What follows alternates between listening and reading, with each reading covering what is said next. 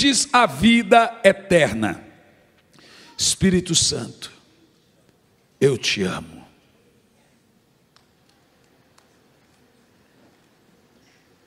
Eu sinto a tua presença aqui. Como é bom estar aqui. Como é bom quando nós sabemos que o Senhor está. Não só a presença, mas também a sensação dela está aqui. Fale a tua igreja. Fale ao teu povo. Em nome de Jesus. É possível uma pessoa ter certeza de ser salvo? Normalmente nós somos salvos de 3 coisas: do pecado, do diabo e de nossa carne. No entanto, é possível você saber previamente que você é salvo? Porque a maior crise hoje no Evangelho é não saber se você é salvo ou não. Mas o que a Bíblia tem a nos dizer? E eu realmente, irmãos, não tenho nenhuma intenção em polemizar teologicamente. Não é essa a ideia. E nem trazer um novo conceito sobre teologia da cruz. Eu vou ser bem evangelístico mesmo, para que você me entenda. Não é uma presunção uma pessoa dizer que está salva. Tem como saber se você está salvo ou não? Antes de morrer, antes de estar salvo? Tem como você entender se você já está salvo? Tem como ter convicção daquilo que a Bíblia chama de certeza da salvação? Notem que João disse que nós teremos a vida eterna, ou ele disse que temos? Ele disse: essas coisas vos escrevi para que você saiba que você tem a vida. Ele não diz para que você saiba que você terá. Ele diz: eu escrevi isso para você saber que você é salvo, não que você será salvo. No entanto, como que funciona esse sistema de Deus para testificar no nosso coração a salvação? E existem alguns agravantes de não saber e não entender que você é salvo. Preste muita atenção nisso. Não apenas podemos saber que nós temos a vida eterna, como nós devemos saber que nós temos a vida eterna. Jesus não morreu apenas para lhe dar a vida eterna. Ele quer que você saiba disso. Ele quer que você saiba que você é salvo, que o preço foi pago e que você já tem a vida eterna. Vamos ver alguns textos de como o Senhor coloca em nosso coração essa sensação e esse sentimento que eu tenho a vida eterna. Romanos 8,16 diz: o mesmo Espírito testifica com o meu espírito que eu sou filho de Deus. Então agora o Espírito Santo coloca no seu espírito uma convicção que você fala: uau, eu estou salvo. Em 1 de João 5,10 diz: quem crê no Filho de Deus, em si mesmo tem o testemunho da salvação. Entendeu? Em Hebreus 12:23 nós somos chamados de Assembleia dos Salvos, inscritos no céu. Horas. O diabo é um blefador, é um jogador de truco. Ele fica no boteco aí gritando: 6, 9. Ele não tem poder, mas quer que você pense que tem. E ele fica blefando com você. Deus já joga outro jogo, xadrez. O xadrez é o jogo que você já sai ganhando. E é um jogo com a estratégia montada. Enquanto o diabo grita num bar, Deus grita: checkmate. O detalhe é que no xadrez a peça principal é a rainha. Sabe quem é a peça principal nesse jogo? A igreja. E Deus terminou o jogo na cruz e chutou o tabuleiro. Pá! Está consumado. E nós fomos o jogo principal. Isso é uma metáfora, gente. Nem Deus nem o diabo está jogando. Para você entender que Deus tem todo o seu plano estabelecido e a estratégia montada. Em Lucas 10, versículo 17 diz: alegrai-vos, porque o seu nome está inscrito no livro da vida. Existe uma alegria de saber que está salvo. E quando você não sabe disso, você não desfruta dessa alegria. Continuamos o texto: e como cooperadores, cujos nomes estão inscritos no livro da vida. Você pode estar com depressão, mas está salvo. Você pode perder todo o dinheiro, mas está salvo. Você pode perder sua mãe, mas está salvo. Você pode perder seu pai, mas está salvo. Você pode estar perdendo o filho ou a saúde, mas está salvo. Duro é quando você tem tudo isso e não está salvo. Foi isso que Jó disse: eu não tenho nada, não tenho dinheiro, não tenho filho, não tenho nada, minha mulher virou uma louca, mas eu sei que o meu Redentor vive. Se você entende, há crentes que questionam a Deus: meu marido morreu, meu filho morreu, e agora? E começam a questionar Deus e desviam. Veja, a única esperança de você encontrar um ente querido é você também ser salvo como eles. A salvação é o maior bem que você poderia receber da parte de Deus. Nada se iguala à salvação de um perdido. Quando você traz para a sua memória o preço e o tesouro de ter sido salvo, nada mais vai importar. Você pode estar abatido, mas não desanimado, perseguido, mas não destruído. Essa foi a mentalidade dos cristãos na época dos coliseus.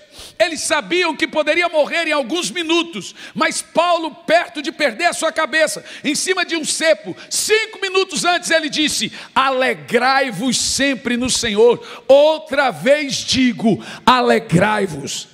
Porque ele disse: o meu corpo já está sendo entregue por libação. Libação é quando você prepara o sacrifício para a morte. Paulo disse: eu já fui entregue como libação, eu já fui preparado para a morte. Mas Paulo, você não está com medo? Eu estava esperando esse dia há anos, de encontrar com meu Senhor.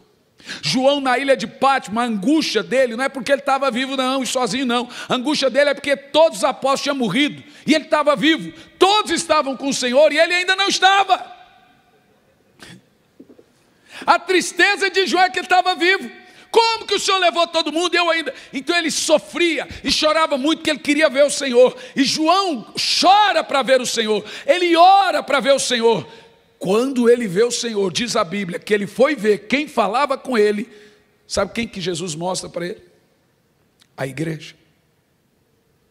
João queria ver Jesus, e quando ele olha para ver quem falava com ele, ele vê 7 castiçais. Ou seja, não tem como conhecer Jesus sem conhecer a sua igreja. E no meio dos 7 castiçais, um cordeiro. Você só vai ver Jesus através de seu corpo, a sua noiva, a sua igreja. E ele cai feito morto. E Jesus dá toda a revelação para ele. É uma alegria imensurável a salvação. E também deve ser uma preocupação muito grande a ausência dela. Também deve ser para você uma preocupação absurda. A pergunta mais retórica da Bíblia foi dita por Jesus: louco, essa noite pedirão a tua alma, o que tens para oferecer e para quem será? Eu estava pregando em Tubarão, estado de Santa Catarina. No meio do culto, uma jovem advogada se levantou e disse: ei, pastorzinho, eu sei da data certinha, porque naquele dia meu filho, que hoje é pastor, tem 19 anos, naquele dia ele estava nascendo. Então há 19 anos atrás essa história. Ela levantou e disse: o senhor está tocando terror, isso é terrorismo. Olha para mim, eu sou jovem, eu sou advogada. Vê, miga, onde já se viu? A gente tem a vida toda pela frente, por mais um pouco esse pastor manda, a gente quase abandona a vida. E ficou nervosa e foi embora. Levantou e foi embora. Eu fiquei calado. Terminou o culto, minha esposa já estava na maternidade, peguei o carro e coloquei na 101, falei, agora ninguém me segura. Quando cheguei à próxima laguna, a rodovia toda parada. Como todo bom brasileiro, eu fui ver. Quando eu cheguei perto, havia um cadete embaixo de uma carreta. Uma delas eu consegui reconhecer, a outra não, porque a cabeça de uma estava embaixo da roda.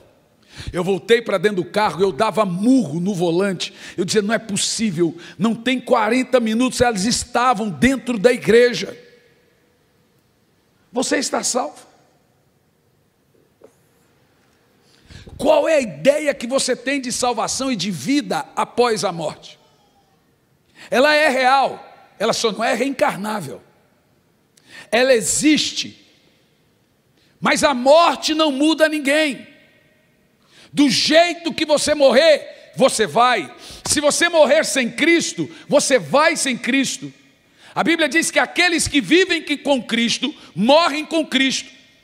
Viver com Cristo é aquela pessoa que encomendou, de acordo com o apóstolo Pedro, a sua cabeça, a sua alma ao Criador dela. Existe um processo em vida, de acordo com Romanos 10, que você tem que confessar com a boca, crer de todo coração que Jesus é o Senhor e fazer valer a cruz, e aí você encomenda a sua alma. Agora pode acontecer qualquer coisa, mas a salvação você terá, que a Bíblia chama de vida eterna. Você está salvo? No mesmo culto em Criciúma, na mesma semana, em Criciúma, um senhor estava sentado, e na metade da mensagem ele se levantou e disse, pastor, para de pregar. Eu falei, senhor, senta aí, deixa eu pregar. Aí ele sentou. Mais 2 minutos ele falou, pastor, para de pregar. Eu falei, eu já falei para o senhor sentar. Na terceira vez ele falou, o que o senhor quer? Ele olhou e falou assim, eu quero entregar minha vida a Jesus agora. Eu falei, não, eu já vou fazer o apelo, o senhor se acalme. Ele falou, mas tem que ser agora. Eu falei, tá bom. Vem aqui alguém com ele, confessa. Ele fez a confissão, sentou, encostou a cabeça no ombro da filha e morreu.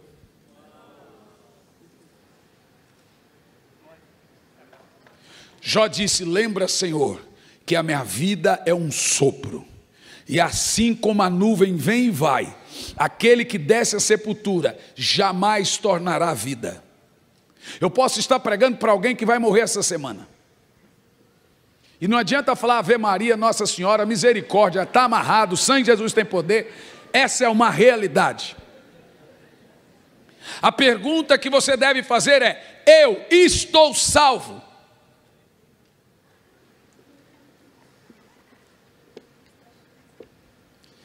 Existem 2 contrapontos importantes nessa pergunta. Primeiro, a falta de certeza de salvação. Segundo, a falsa certeza de salvação. A primeira, a falta da certeza da salvação, traz algumas implicações sérias. Não significa que a pessoa não está salva, ela não tem certeza. E tem gente que tem certeza e não está. São 2 coisas que eu quero que você preste atenção. Primeiro, qual é o problema de não ter certeza da salvação de acordo com a Bíblia? Salmo 51, versículo 12 diz, torna-me a dar a alegria da salvação e sustém-me com essa ideia, esse espírito voluntário de saber que eu sou salvo, de forma espontânea, voluntariamente. A ideia de Davi aqui é o seguinte, eu não tenho alegria de ser salvo. Davi não disse que não era salvo, ele disse que não estava desfrutando dessa alegria. Quando você não tem certeza da salvação, você não desfruta do amor de Deus. Você não tem aonde segurar. O mundo pode desabar, mas você tem um tesouro, a salvação. Mas quando você não tem certeza dela, você não tem alegria de ser salvo. Isso é muito importante. Sabe, estava pregando agora em Salvador, uma menina de 10 anos, começou a ficar ofegante. Eu disse, o que foi? Ela disse, meu coração está disparando, parece que está queimando. Eu disse, essa é a sensação de todo salvo. John Wesley chamou isso de dia do coração em chamas. A salvação ela queima o coração do salvo, ela derrete a alma do santo. Você vive com aquela expectativa: uau, eu estou salvo. E o fato de não ter essa certeza faz você não desfrutar dessa alegria. É complicado. Consequentemente, também você não desfruta do amor de Deus. Existem muitos cristãos que não estão firmes no amor de Deus. Judas, no versículo 20, Judas diz assim: mantenham-se firmes no amor de Deus. Uma coisa eu aprendi sobre o amor de Deus, que ele não é um sentimento. Tem gente que fala assim: eu queria me sentir ser amada por Deus. Não vai sentir. O meu amor é um sentimento, o de Deus é fé. Você tem que crer que Ele te ama. Em vez de sentir, você tem que ter fé, que não importa o que eu sinta, eu sei que Ele me ama. Nós vivemos a base desse amor pela fé. O amor nosso é feito por emoção e sentimento. O de Deus é uma revelação. É o Espírito Santo que revela para você que Deus te ama. Você não se sente amado por Deus, você crê que é. Vê, Romanos 5:5, e a esperança não traz confusão, porque o amor de Deus está derramado em nossos corações pelo Espírito Santo. Deus me ama, mas não por causa de mim. Ele me ama por causa de Cristo. Então eu não tenho que sentir nada, eu tenho que crer no que está dito aqui. Ele me ama. Eu às vezes, quando eu vou falar, você parou para pensar que a pessoa que mais conhece seus pecados, ela conhece todos os seus pecados, é também a que mais te ama? Jesus conhece todos os seus pecados, e ninguém te ama como Ele. Ninguém te ama da maneira que Ele te ama. Segunda de Paulo aos Coríntios, no capítulo 4, no versículo 5 diz: somos servos do Senhor, por amor a Cristo. Cristo me amou, e Deus me ama pelo amor de Cristo. Veja, o amor de Deus por mim não é uma coisa causada. Significa que eu nunca provoquei o amor de Deus. Não tem como Deus te amar mais ou menos, porque o amor de Deus por você está ligado ao amor dele por Jesus. É assim como o amor de um pastor para a sua igreja. Jesus não disse para Pedro: ame a igreja para pastoreá-la. Ele disse: me ame para pastoreá-la. Ou seja, independente do amor que o pastor tem para a igreja, não é suficiente para mantê-lo de pé. Ele será traído e vai ficar deprimido, mas o amor que ele tem por Jesus vai mantê-lo de pé. Se você me ama, Pedro, apacenta a igreja. Ele não disse ama a igreja para apacentar a igreja. Da mesma forma, apesar de eu ser pecador, indesculpável e merecedor do inferno, Deus amou e ama seu Filho. E agora, por Jesus, esse amor de Deus é colocado em mim. Vê, eu não causei o amor de Deus. Eu não sou a causa do amor de Deus. Ele simplesmente me ama, porque o amor de Deus é autocausado.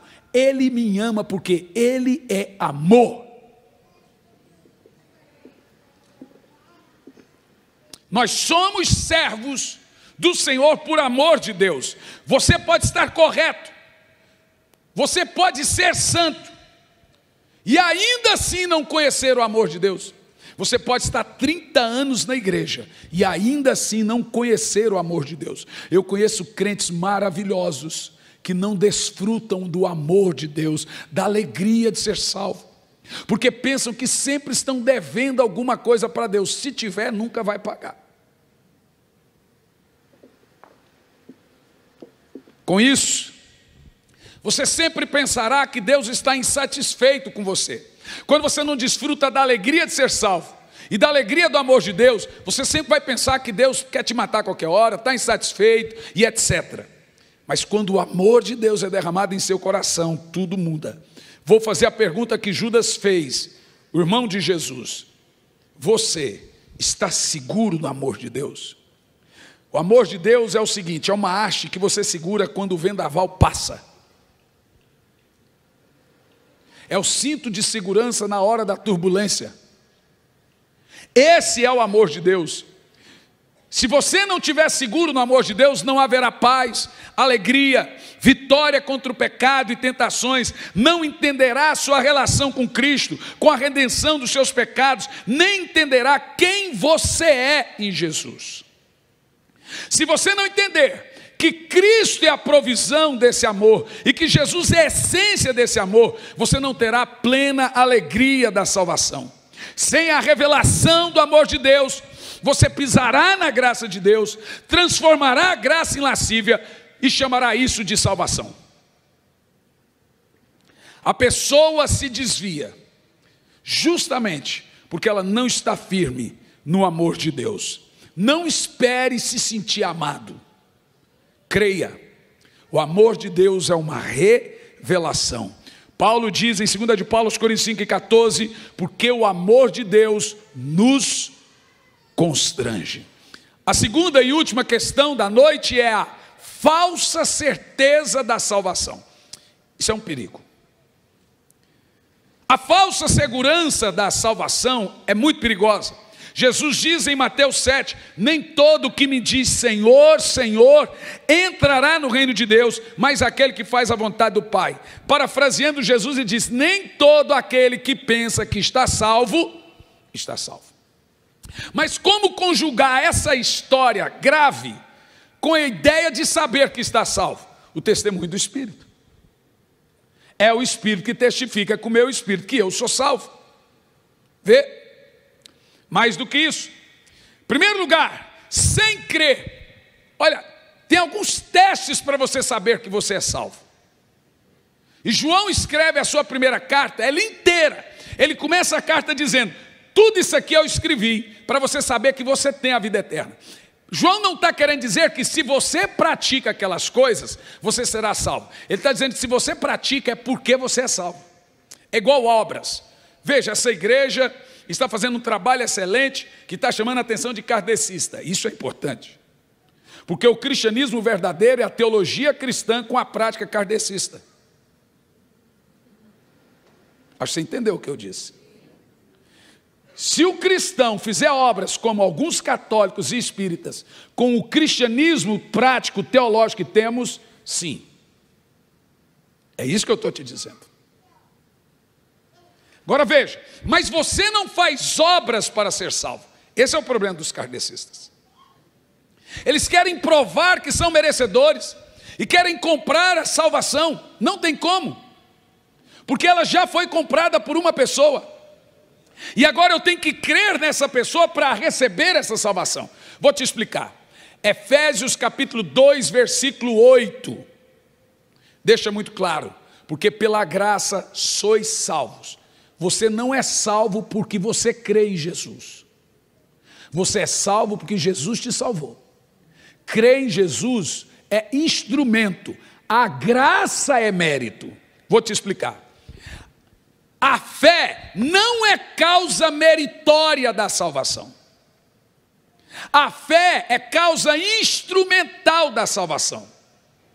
A graça é causa meritória. Significa que eu sou salvo pela graça por meio da fé. Eu não sou salvo pela fé. Eu sou salvo por Jesus, por uma obra que é exclusiva dele. Eu não fiz 1% para contribuir com essa obra, e agora a minha fé me torna acessível. Crer em Jesus me alcança. Por exemplo, eu não sou curado porque eu crio. A fé é instrumento, a graça traz a cura, é Jesus que cura. É favor imerecido, mas agora pela fé eu alcanço a cura, pelo instrumento da fé. É igual arrependimento de pecados. Eu não sou perdoado porque eu mereço. O arrependimento é instrumento, o perdão é a graça. Percebeu? Você não é salvo porque agora eu creio em Jesus. Não, continua sendo graça. Você se apropria da salvação quando crê. Vê, a fé é um mecanismo. É um caminho que você trilha para pegar a salvação que já foi paga, que já foi comprada. Isso se chama causa meritória e causa instrumental. A fé é um instrumento, a graça é o mérito. Eu sou salvo pela graça. No entanto, muitas pessoas se esquecem do verso 10. Somos feitura sua, criada em Cristo Jesus. Observa o termo. Para fazer as boas obras. Veja, as obras não me salvam, mas a ausência delas pode provar que eu não sou salvo. Vou te explicar. Eu sou salvo para as obras, não por elas. O salvo vai fazê-la. Eu fui salvo para fazer aquilo. O texto continua dizendo, eleitos, Efésios 1:4, para ser santo, não por. Eu vos escolhi para dar fruto, eu não te escolhi por dar fruto. Eu te escolhi para dar fruto, ou seja, toda salvação é precedida da graça e seguida de missão. Não há salvação sem missão. O crente salvo pratica obras, o crente salvo anda em boas obras, o crente salvo faz missões. São frutos, não é antes, é depois. A santidade vem depois, não antes. Tem gente que fala assim, olha, eu não vou batizar porque eu não estou pronto. Você nunca estará. Ninguém muda para batizar, batiza para mudar. O batismo é o passo inicial dessa demonstração. Antigamente eu sou mais novo, mas o pastor Luiz vai lembrar. Tinha que fazer um bullying, né? Mas temos quase a mesma idade. Mas você vai lembrar que antigamente as pessoas desciam a água e ao mesmo tempo que eram batizadas, saíam falando em línguas. Isso era comum no cristianismo antigo. Era a coisa mais absurda no cristianismo. Eu vi isso muitas vezes. Eu saí da água falando em línguas. Então as pessoas eram batizadas e também já eram automaticamente batizadas com o Espírito Santo. Coisa engraçada. Por quê? Porque normalmente as igrejas antes ensinavam, irmão, se consagra para o dia do seu batismo. Você também vai ser batizado com o Espírito Santo. Veja, Jesus foi batizado da mesma hora veio o Espírito Santo. A igreja primitiva eram batizados e já recebiam o Espírito Santo. Nós vamos voltar a isso, irmão, pode ter certeza. As pessoas serão batizadas com o Espírito Santo nas águas. E nós vamos prepará-las. Se prepara que você também pode receber o Espírito Santo na hora do batismo. Agora olha que coisa interessante. Qual era o segredo desse povo? O segredo é que ele sabia que a salvação viria pela graça. E depois viria o Espírito Santo na mesma época, no mesmo período, para me santificar depois. Santidade é uma obra minha, santificação é uma obra do Espírito. Você não pode se santificar, mas você se manterá santo depois de santificado. Eu sou maravilhado com o Evangelho, principalmente esse. E existem alguns testes, grava ele, para saber que você é, não que será. Primeiro, quem não é salvo, sem crer que Jesus é o verdadeiro Deus, quem ele disse que era, não é salvo. João diz o seguinte, João 8:24, por isso vos disse que morrereis em vossos pecados, porque não credes que eu sou, morrerei em vossos pecados. Se o cara fica aquela dúvida de ler o livro de Dan Brown, fala, será que Jesus era casado com Maria Madalena? A mulher tinha 62 anos, segundo o historiador Flávio Joseph. E eles falaram que Jesus era casado com essa dona. Ela era amiga da mãe dele. Pior é o povo falar que ela era prostituta. A Bíblia nunca disse isso. Você nunca leu, Maria Madalena era prostituta. Endemoniada ela era, mas prostituta não. Ela também era. Eita, tá fumando muito, irmão. Desculpa, essa brincadeira eu faço com a minha esposa, que quer que você pigar. Eu falei, amor, para de fumar. Gente, o goiano é terrível, viu? Vai. Olha, o curitibano rindo desse jeito é porque ele está muito feliz. Né?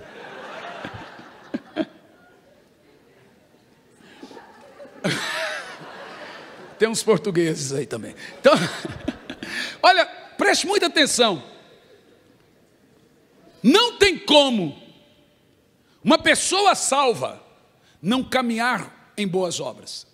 É automático.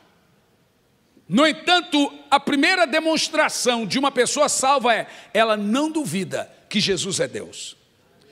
Tomé teve a revelação, e quando ele teve a revelação, ele disse, Rei meu e Deus meu. Jesus não é um Deus, não tem a crise de testemunho de Jeová.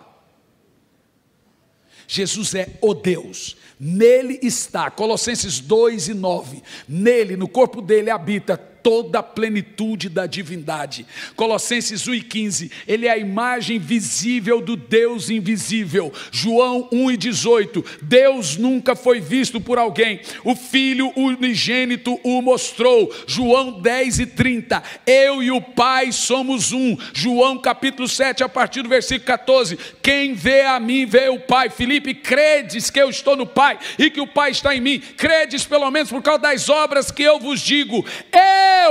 Eu estou no Pai e o Pai está em mim. 1 de João 2:23, quem confessa o Filho de igual modo tem o Pai, quem nega o Filho também não tem o Pai. Jesus não é um Deus, ele é Deus completamente, ele é o Verbo encarnado, ele veio, morreu e agora está lá orando, intercedendo, ele é plenamente Deus. E vai por mim, ele não é deusinho, nem menor, nem mais importante, ele é existente, coexistente. Mas ele é subordinado na figura da criação, pois o Pai, o Filho e o Espírito Santo, olhando para eles é um, são coexistentes, têm o mesmo poder, são Deus igual. Esse é o fundamento da sua fé. Então não fica com aquela crise, olha, se eu orar para Jesus, o Pai não vai ficar com ciúmes? Se eu orar para o Espírito Santo, olha, Pai, eu te amo, Jesus, eu também te amo, Espírito Santo. Como que um crente ora? Ao Pai, em nome de Jesus, no poder do Espírito. Eu amo esse Deus. Não crer que Jesus é Deus, não está salvo. Essa dúvida o salvo não tem. 1 de João 2, do 22 ao 23, é aquilo que eu disse, aquele que nega que Jesus Cristo veio em carne, esse é mentiroso, e nele tem o espírito do anticristo. Olha a gravidade. Não crê que Jesus é quem ele diz que era, é o espírito do anticristo. O pilar da salvação é refutar qualquer coisa que diminua a importância da divindade de Cristo, e do seu nascimento virginal, e da sua ressurreição dos mortos.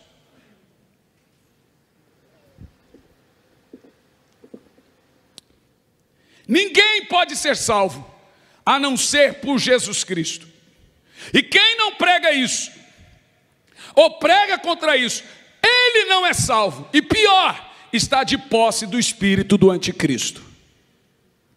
Qualquer um que disser que Cristo não é um Deus, é um deusinho, ele está de posse do espírito do anticristo. Segundo, ateísmo cristão prático. É crer que Deus existe, mas viver um estilo de vida como se ele não existisse. É crer que Jesus vai voltar, mas caminhar como se ele nunca fosse voltar. É ateu. O diabo pode estar na sua mente, você pode ter uma doutrina perfeita e uma teologia diabólica. Você pode andar com Deus em doutrina e com o diabo em conduta. Você pode ter uma teologia saudável e uma prática diabólica. Cristão só é cristão e só não é ateu, não é porque ele tem uma teologia, é porque ele tem uma prática. É crer que Deus existe, mas viver como se ele não existisse. 1 de João 2,24 diz, aquele que diz eu conheço a Deus e não guarda os seus mandamentos é mentiroso. Vê? É a prática, irmão. 1 de João 2,9, aquele que diz que está na luz e odeia seu irmão, está nas trevas. 1 de João 2,11, mas aquele que odeia o seu irmão está nas trevas, não sabe por onde deve ir, porque as trevas lhe cegaram os olhos. 1 de João 4,20, se alguém diz eu amo Deus e odeio o seu irmão, é mentiroso, pois quem não ama seu irmão é mentiroso, porque quem não ama o seu irmão que viu, como é que vai amar a Deus que nunca viu? 1 de João 2,15, não ameis o mundo, nem as coisas que há no mundo. Se alguém ama o mundo, o amor de Deus não está nele. Um cristão que se sente bem no mundo é uma ovelha que se sente bem no chiqueiro.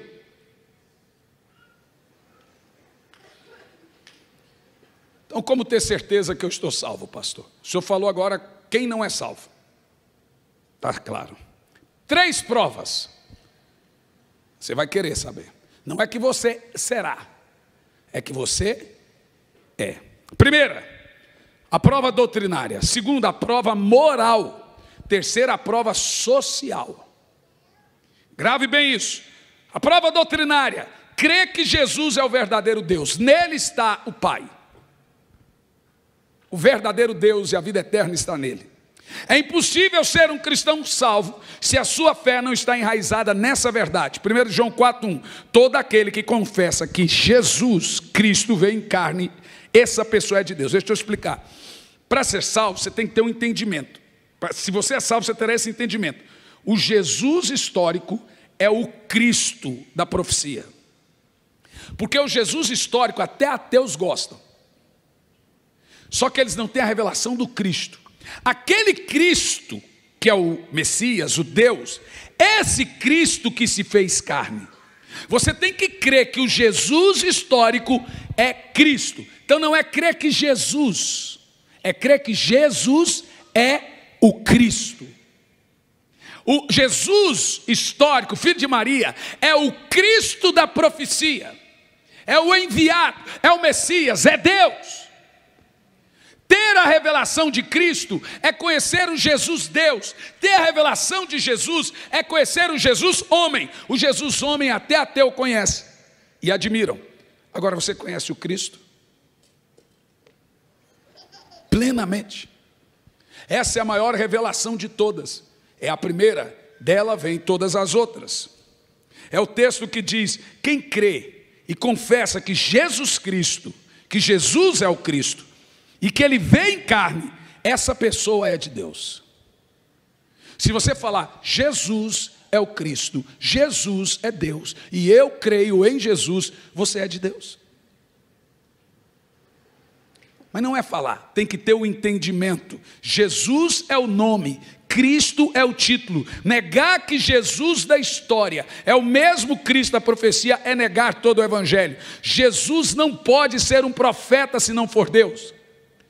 Os islãs creem que Jesus é um bom profeta. Ele não pode ser um bom profeta se ele não for Deus. Jesus não pode ser um exemplo se ele não for Deus. Por quê? Porque ele seria um mentiroso. Ele disse: eu sou Deus, eu e o Pai somos um, quem vê a mim vê o Pai. Antes que Abraão fosse, eu sou. Um profeta não pode mentir, um bom exemplo não pode mentir. Ou Jesus é Deus, ou ele tem que ser despregado. Mas ele é Deus, ele é Senhor. Ele esvaziou-se de si mesmo e assumiu a forma de servo, esvaziou da sua glória, mas Deus o exaltou, dando nome acima de todos os nomes, para que ao nome de Jesus se dobre todos os joelhos que estão no céu, na terra e debaixo da terra, e toda língua confesse que Jesus Cristo é o Senhor, para a glória de Deus Pai. Jesus é Deus.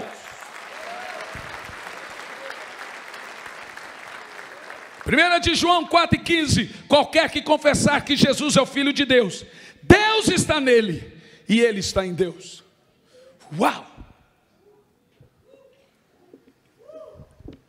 1 de João 5, do 10 ao 12. Quem crê no Filho de Deus, em si mesmo tem o testemunho. Quem a Deus não crê, mentiroso fez, porque não creu no Filho dele. Viu? O segredo é Jesus. O testemunho é esse: Deus nos deu a vida eterna, e a vida eterna está em seu Filho. Quem tem Jesus tem a vida eterna. Quem não tem Jesus não tem a vida eterna. Eu respeito todas as religiões, no entanto o cristianismo deve estar disposto a pagar caro, ser processado por essa verdade. E esse é o problema das perseguições. Buda morreu e seus ossos estão lá. Mahoma morreu e seus ossos estão lá. Confúcio morreu, seus ossos estão lá. Gandhi morreu e não ressuscitou. Mas se você for comigo em Jerusalém, estará lá escrito: ele não está aqui, ele está vivo, nele tem vida. Jesus é o único caminho que te leva a Deus. Não há salvação em Kardec, não há salvação em Buda, não há salvação em Confúcio. Tente agora dizer: Jesus tem salvação.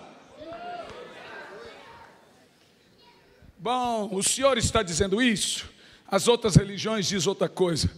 Bom, pague para ver.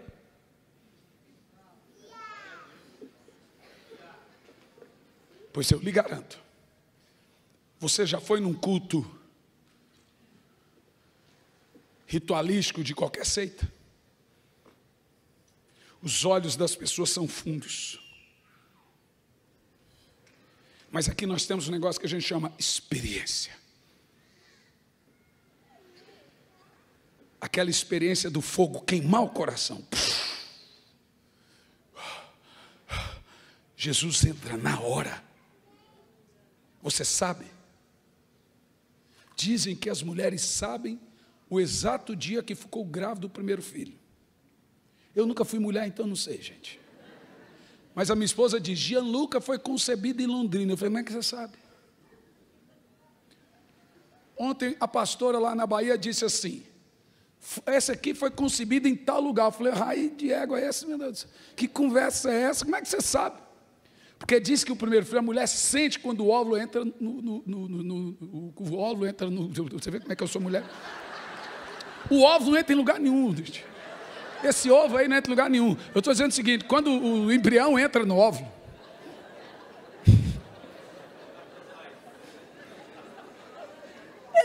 esse negócio aí que sai correndo lá, parece um girininho assim, sabe?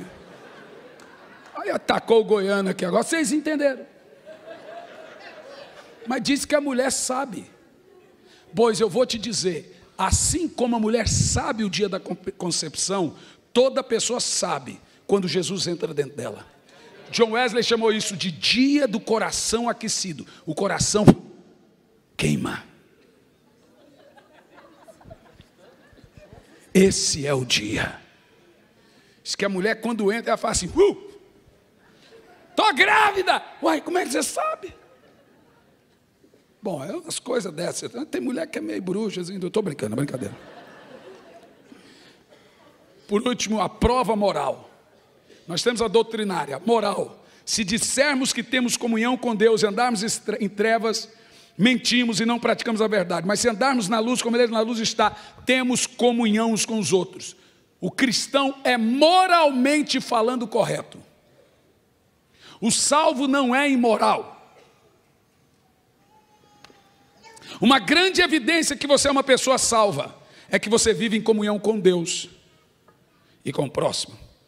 Ainda nesse texto, outra evidência que você não está mais em trevas. 1 João 2, do 3 ao 6. E nisto sabemos que conhecemos, que guardamos seus mandamentos. Aquele que diz: eu conheço Deus, não guarda seus mandamentos, é mentiroso, e nele não está a verdade. Mas qualquer que guarda a sua palavra, o amor de Deus está nele, verdadeiramente aperfeiçoado. Nisto conhecemos que estamos salvos. Aquele que diz que está nele, deve andar como ele andou. Moral. Terceiro e último, prova social. 1 João 2,15. Não ameis o mundo, nem as coisas que há no mundo. Se alguém ama o mundo, o amor de Deus não está nele. João está dizendo que uma das evidências que alguém está salvo é que ele não ama o mundo.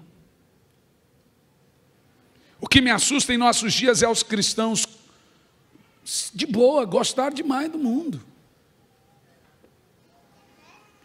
Você quer saber se você é salvo? O que encanta a sua alma? O que chama a atenção da sua alma? Bom, pastor, eu preciso entender que esse negócio de ser salvo. Bom, o Espírito Santo confirma com o seu Espírito se você é salvo. São essas três provas. Você sempre vai ajudar o próximo. Você sempre vai se preocupar quem está sem uma casa para morar. Você sempre vai dar o testemunho. Eu vou pedir que você fique em pé.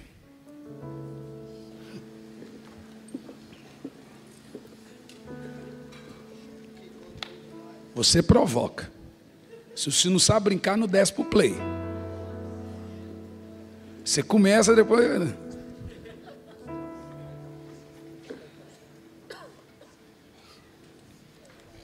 Preste atenção no convite que eu vou te fazer. Todo mundo, olhe bem para mim, algum dia terá que falar: eu quero Jesus.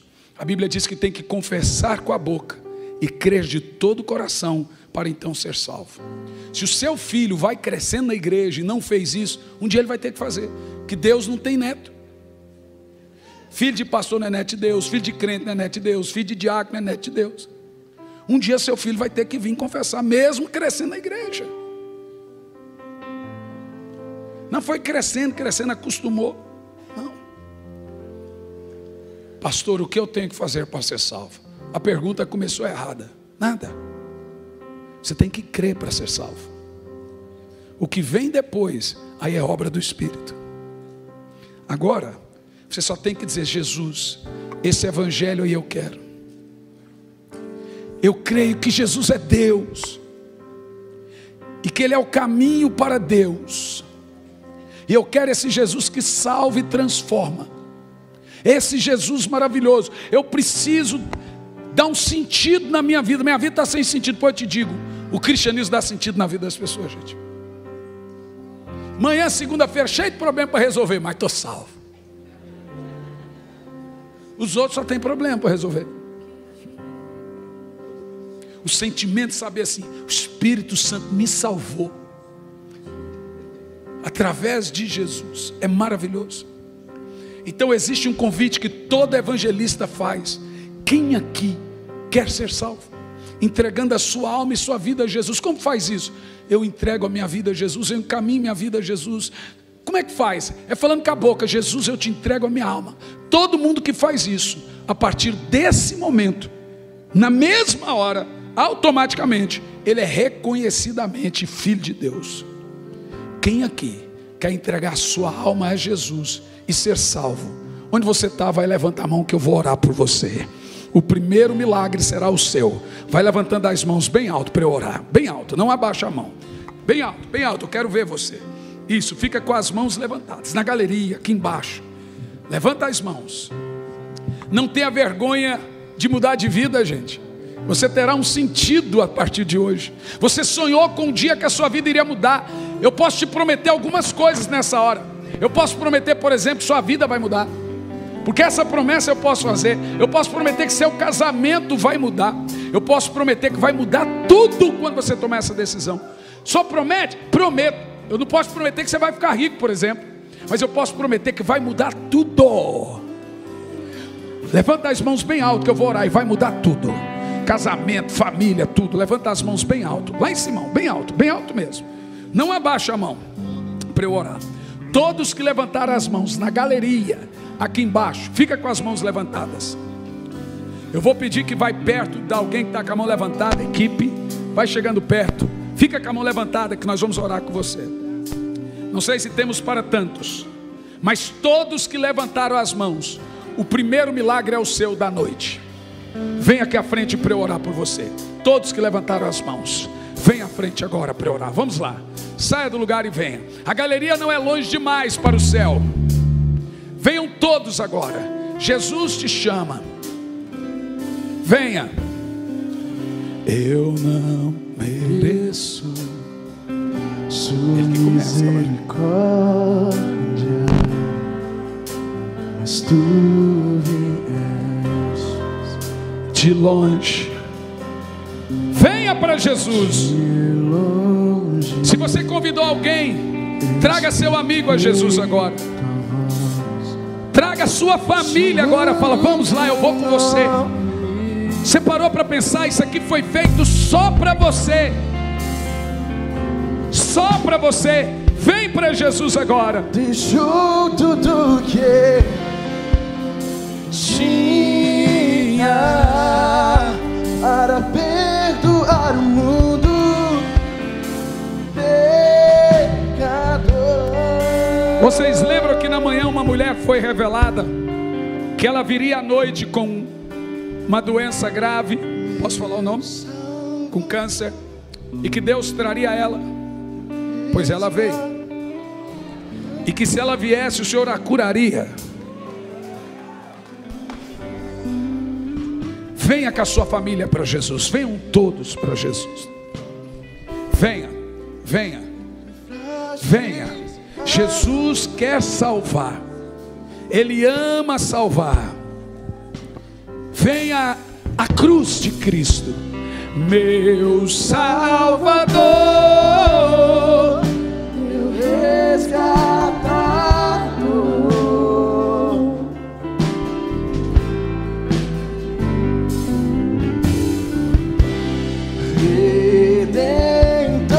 Redentor, livraste a mim, meu Salvador, meu Salvador, meu resgatador.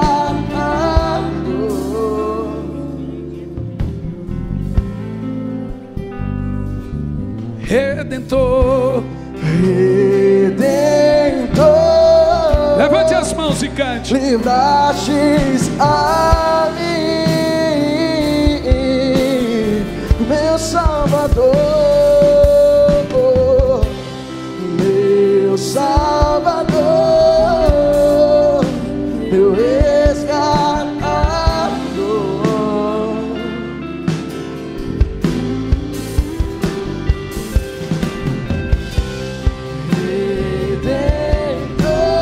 Redentor, livrastes a mim. Me prostro aos teus pés, Me prostro aos teus pés, a minha vida te entrego. levante as suas mãos Eu bem me alto. prostro aos teus pés, Minha a vida, minha vida te nos prostramos, me prostro aos teus pés, a minha vida te entrego, me prostro aos teus pés, aleluia. minha vida te entrego. Olhe bem, existe um outro apelo que eu preciso fazer. Pastor, eu estava afastado de Jesus, eu realmente eu perdi a alegria da salvação, mas hoje eu quero voltar para Jesus, eu quero retornar para Jesus. Ele me aceita? Oh, meu irmão, tudo isso aqui foi feito pensando em você. Você que quer retornar para os caminhos de Jesus, vem aqui à frente para orar por você. Venha, venha, meu amado, venha, servo ferido. Você é um soldado ferido, e nós queremos lhe abraçar, lhe amar. Venha, isso, vai saindo do lugar e volte aqui para o Senhor. Venha, venha, vem lágrimas. Olha, vai ter que ter muita gente para abraçar aqui hoje, hein? Tem? Hoje de manhã teve uma senhorinha que disse: ninguém me abraçou. Aí fizeram um bolinho nela. Preste atenção. Coloque a mão no seu coração. E agora você vai confessar que Jesus é o Senhor e Salvador. Diga: Senhor Jesus, eu reconheço que sou pecador, que preciso de salvação, quero ser salvo, perdoe os meus pecados, entra no meu coração, faça morada na minha vida. Eu reconheço o Senhor como único e suficiente Salvador, que Tu és Rei meu e Deus meu.